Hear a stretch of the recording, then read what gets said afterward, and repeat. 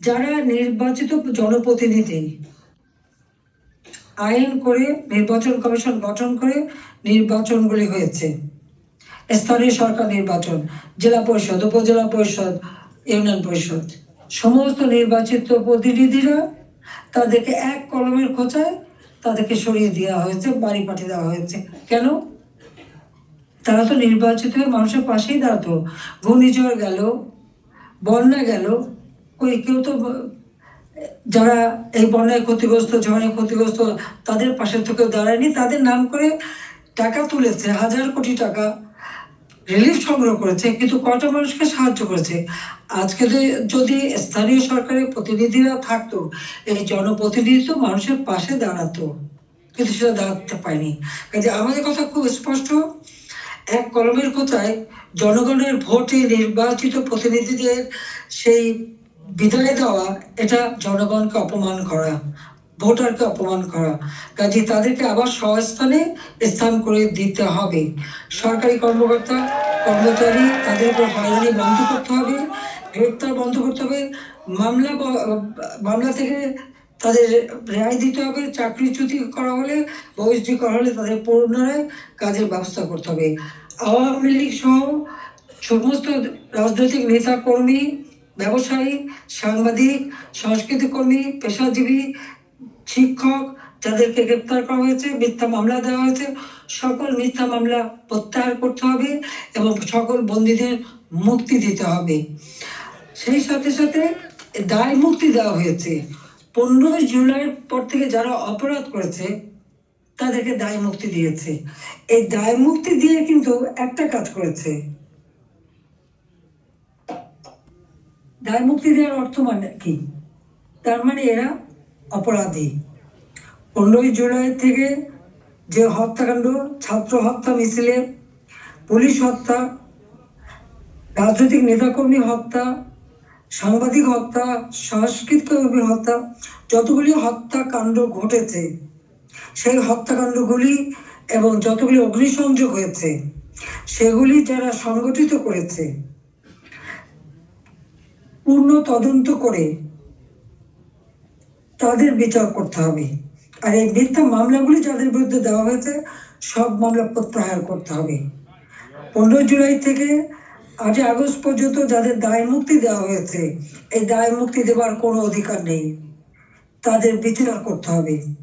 কারণ দায় মুক্তি দিয়ে আমাদের মাস্টার মাইন্ড খুনি ইউনূস সাহেব এটাই প্রমাণ করেছেন যে এরা সব অপরাধী, এই সমস্ত অপরাধ তারা করেছে। একই সাথে মিছিল করেছে, ক্লোজ রেঞ্জে গুলি করা হয়েছে, মানুষ মারা হয়েছে। আবু সাঈদের হত্যাকাণ্ড, মুগ্ধর হত্যাকাণ্ড, সব হত্যাকাণ্ডের জন্য কিন্তু এই মাস্টার মাইন্ডেরই দায়ী। কারণ তারাই এই হত্যাকাণ্ড ঘটিয়েছিল, কারণ লাশ ফেলো সরকার পড়ে যাবে। হ্যাঁ, আমি যদি আরো শক্তি প্রয়োগ করতাম, অনেক লাশ পড়তো, আমি সরে আসতাম না। কিন্তু আমি তো লাশের উপরে লাশ ফেলতে চাইনি। আমি তো চাইনি মানুষ আরো জীবন দিক। কারণ আমি তো স্পষ্ট দেখতে পাচ্ছি যে পরিকল্পিতভাবে হত্যা হচ্ছে। পুলিশকে খামাখা দোষারোপ দিচ্ছে, পুলিশকে তো রাবার বুলেট ব্যবহার করেছে এবং যখন পুলিশকে মেরে ঝুলানো হয়েছে তখন তারা তাদের জীবন বাঁচাতে চেষ্টা করেছে। এটা কিন্তু একটা ইউনিভার্সাল সিস্টেম, এটা বিশ্বব্যাপী আছে, তাদেরও আত্মরক্ষার সুযোগ আছে। কিন্তু যারা এভাবে পিটিয়ে পিটিয়ে হত্যা করলো, যারা আগুন জ্বালিয়ে দিয়ে পুড়িয়ে হত্যা করলো, তাদের বিচার কেন হবে না? যারা ঘরে ঘরে যে লুটপাট করলো, আগুন দিল, এমপি হোস্টেল, সংসদ ভবন, সেগুলি যারা ভাঙচুর করেছে, প্রত্যেকটা এমপির হোস্টেলের রুম তারা লুটপাট করেছে, তালা ভেঙে ভেঙে। প্রথমে চুরি করেছে, লুটপাট করেছে, ছাত্র নামধারী, তারপরে সেখান থেকে পরে পুলিশে দিয়েছে। প্রত্যেকটা বাড়ি বাড়ি যে হামলা, লুটপাট। আমাদের তো কিছুই নেই। গণভবন লুটপাট, আমি তো গণভবন ছেড়ে দিয়ে আসছি। আমরা দেখলাম ইউনূস সাহেব নিজেই তার সমন্বয়কদের নিয়ে চলে গেছেন গণভবনে, কাজে লুটপাটের কিছু ভাগ বটরা নেওয়ার জন্য। লুটপাট করেছেন। কাজে লুটেরা এখন দেশ লুট করছে। শেয়ার মার্কেটে লক্ষ কোটি টাকা পাচার হয়ে গেল। কোথায় গেল ওই টাকা? ব্যাংকগুলি এক এক করে সব বসে যাচ্ছে। কেন? অর্থনীতিকে এভাবে কেন ধ্বংস করলো? যেখানে মাথা পিছু আয় আমরা বাড়িয়েছিলাম, আমরা আজকে আন্তর্জাতিকভাবে স্বীকৃত যে বাংলাদেশ উন্নত হচ্ছে, 35তম অর্থনীতির দেশ। আমাদের লক্ষ্য ছিল আমরা প্রকৃতপক্ষে 25তম আমরা করে ফেলেছিলাম।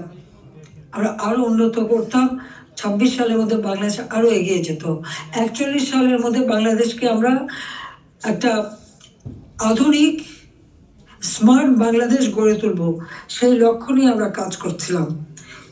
কেন বাংলাদেশকে এই বাংলাদেশের অগ্রযাত্রা ব্যাহত করা হলো, সেই জবাব এই খুনি ইউনূস, ফ্যাসিবাদ, স্বৈরাচার তাকে দিতে হবে। সেই জবাব তাকে দিতে হবে, তার ওই মাস্টার মাইন্ড এবং তার সমন্বয়কদের দিতে হবে, তার উপদেষ্টাদের দিতে হবে। এখানে কোনো বলে হাসিনার বিচার করবে। কি বিচার করবে? আমি তো কি অন্যায় করেছি? গরিবের পেটে ভাত দিয়েছি, এটা অন্যায়? দারিদ্র মুক্ত করেছি, এটা অন্যায়? জনগণকে কথা বলার সুযোগ দিয়েছি, ভোটের অধিকার ফিরিয়ে দিয়েছি, হত্যাকুশ ষড়যন্ত্র রাজনীতি বন্ধ করেছি, এইগুলি আমার অন্যায়? আমার হাত দিয়ে তো কোনো খুন হয়নি। আমি তো মানুষের জীবন দিতে আসিনি, আমি মানুষের জীবন দিয়েছি, জীবন উন্নত করেছি। যারা জীবন নিয়েছে, যারা হত্যাকাণ্ডে জড়িত, তাদের বিচার হবে।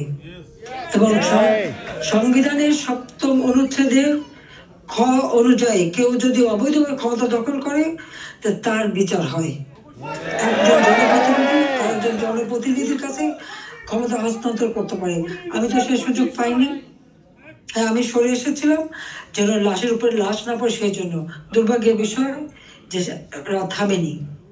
একদিন ইনশাআল্লাহ সেই দিন আসবে, এই খুনিদের বিচার একদিন বাংলা মাটিতে হবেই হবে।